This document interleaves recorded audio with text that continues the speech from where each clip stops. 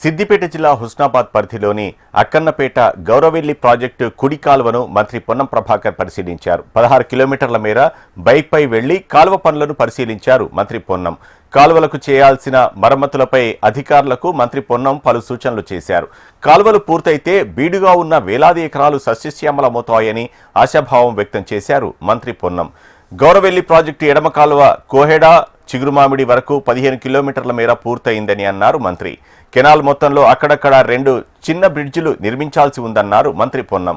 మొత్తం నియోజకవర్గంలో 1200 ఎకరాల భూమిని సేకరణ జరగాల్సి ఉందని అన్నారు. ప్రాజెక్టు పనులు పూర్తి చేయడానికి 250 కోట్ల నిధులు అవసరమన్నారు. నిధుల విడుదలకు సీఎం రేవంత్ సహకరిస్తున్నారని మంత్రి పొన్నం ప్రభాకర్ అన్నారు.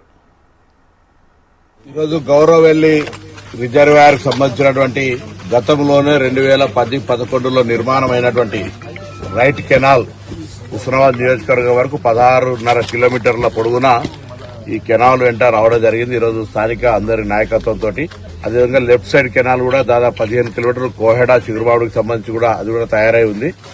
ఈ కెనాల్ మొత్తంలో 1-2 హర్డిల్స్ ఉన్నాయి. అవి పూర్తి చేసుకోవడంతో పాటుగా కాలువలకు సంబంధించి మొత్తం నియోజకవర్గంలో దాదాపు 1200 ఎకరాల భూమి అక్వైర్ చేయాల్సి ఉంది.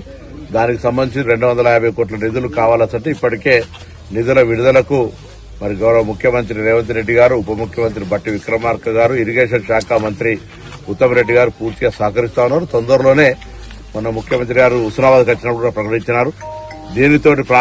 దీనికంటే తర్వాత ప్రారంభమైన రంగనాయక సాగర్ కావచ్చు, కొండపోచమ్మ కావచ్చు, మల్లన్న సాగర్ పూర్తి అయినాయి.